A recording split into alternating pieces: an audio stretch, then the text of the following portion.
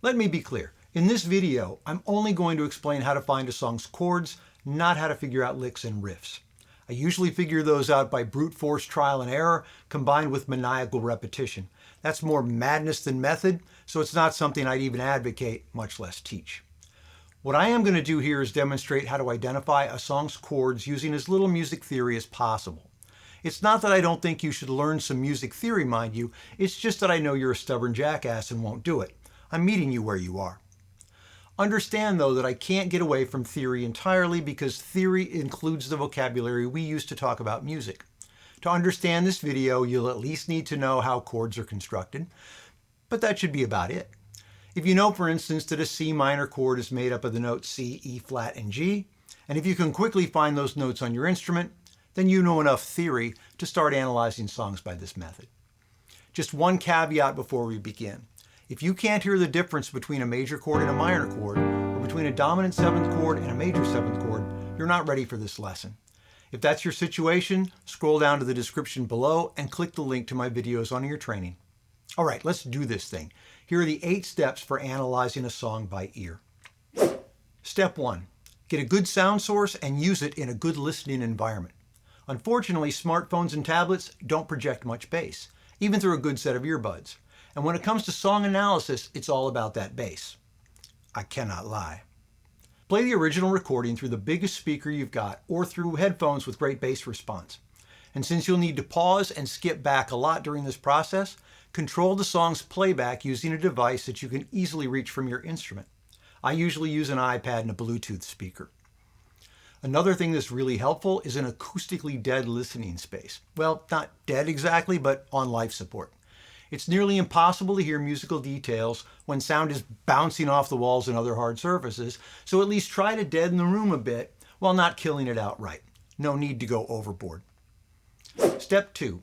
Identify the most prominent bass notes in the song's chorus. You can start with the first verse if that's your preference, but in most situations you should skip over the first verse because the bass is often subdued there.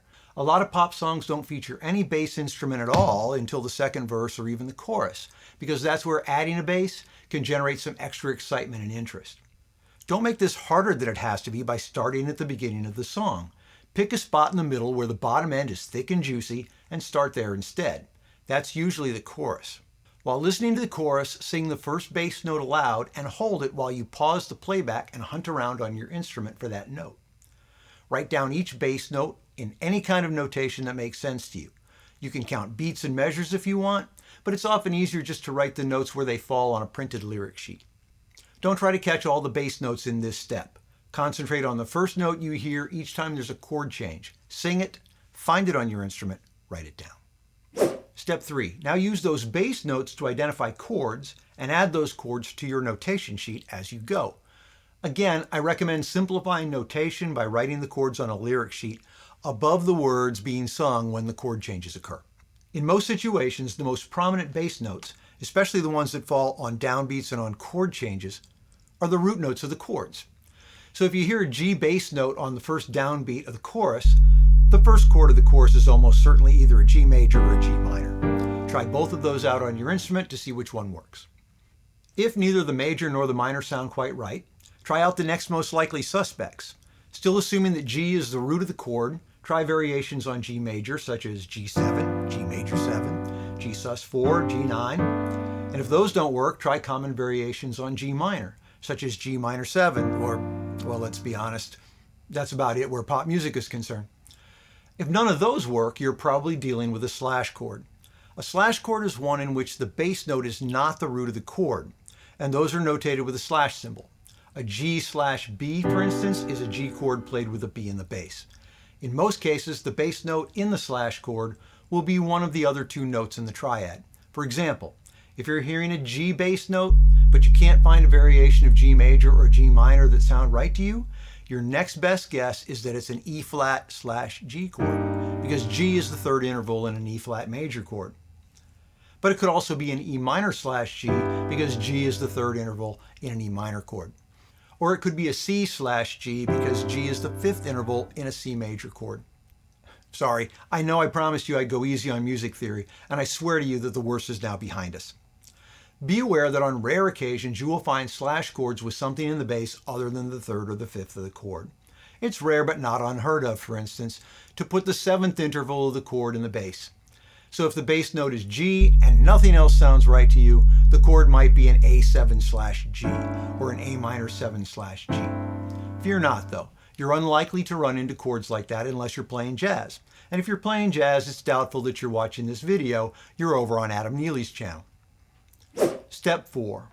When you think you've got the whole chorus or a whole verse worked out, play your instrument along with that section of the original recording. If you hear a clash, something's wrong. Either zero in on that spot and try again, or maybe just mark it on your notation sheet and revisit it in step 7. Step 5. Wade through the rest of the song, stopping every time you hear a chord change, and repeat step 3. Write everything down as you go so you don't waste precious brain space memorizing anything yet. There will be plenty of time for that later, and it's pointless to start memorizing the song anyway until you've checked your work against some other sources. Step 6. Find passing bass notes and passing chords and be sure to include them in your analysis. These small additions will bring outsized authenticity to your cover of the song. Passing notes and chords are ornaments that sneak in between the primary notes and chords of a piece of music.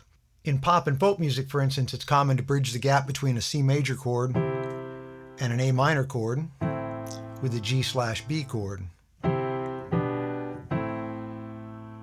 You can insert a regular G chord if you want to, but a lot of people find that bass walking down the scale very satisfying. If you're analyzing a song and miss that passing chord, your cover will sound hollow and amateurish. The best way for me to demonstrate step 6 would be to break down a song that everybody's familiar with that features lots of passing notes and chords. Unfortunately, YouTube's hyper-aggressive copyright algorithm would flag this video if I did that. It's a terrible algorithm and quite possibly illegal. But Rick Beato has already posted several excellent rants on that subject, so I won't spout off about it here. Instead, I'll use one of my own original songs in this demonstration.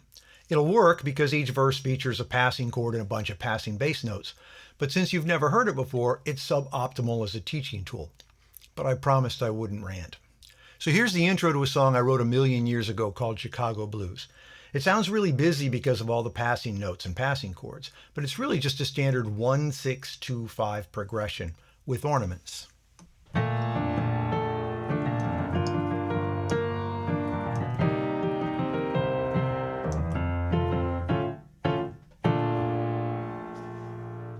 If you analyze it using just steps 1 through 5, you end up with a stripped down version.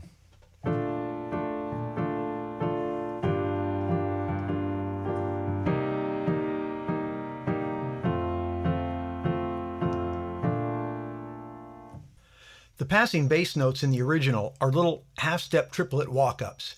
Each one starts a whole step below the target note, then quickly walks up to the target.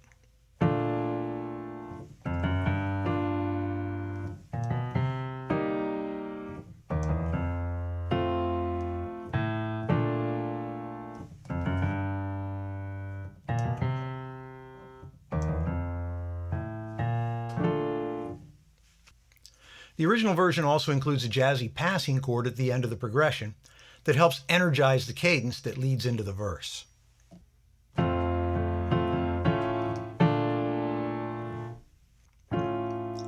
I think of this chord as an augmented F with an A in the bass because it has an F chord here, A in the bass, but the F chord has the fifth interval raised half a step or augmented.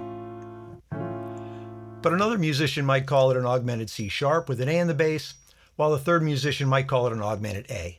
And that, I suppose, is one reason people shy away from music theory. So here again is the verse without the passing chord and bass notes.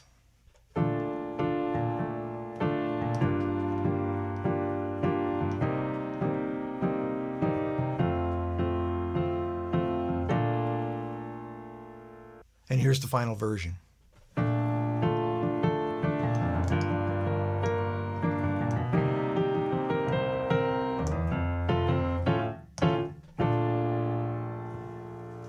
Without those passing notes and chords, it's barely even the same song.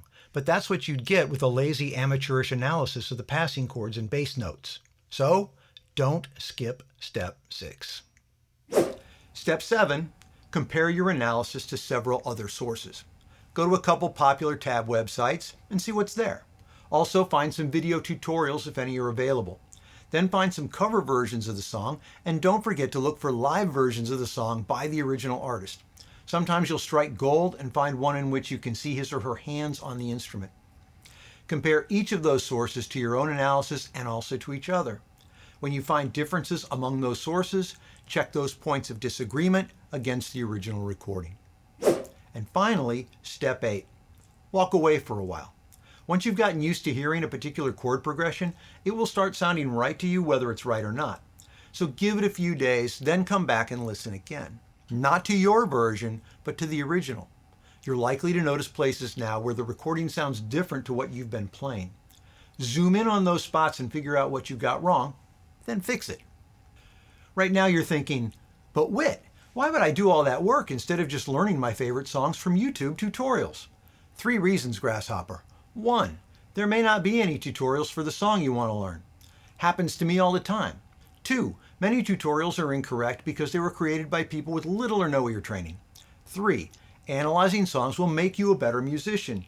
How did that noble goal get buried under the desire just to know more songs? Like any kind of training, mental or physical, analyzing songs gets easier every time you do it. It also seems scarier every time you avoid it, so stop avoiding it. Pick a song you want to learn and name it in the comment section below as a way of committing yourself to at least trying to learn it on your own. If you get stuck, that's fine. That's when to go looking for tabs and tutorials. To put it another way, quit getting all your fish from YouTube and learn how to fish for yourself. Sure, it's more work, but if you're willing to practice tediously repetitive scales and arpeggios to become a better musician, why avoid ear training and song analysis? And why avoid theory? It's like skipping leg day at the gym. You're undermining your own goals. Here's a challenge for you. I'm about to start working on 2 new tutorials. One for the theme song of the Modern Love TV series called Setting Sail, and one for Tempted, a classic 80s hit by the band Squeeze. Try working out the chords to one of those on your own, then compare your results to mine.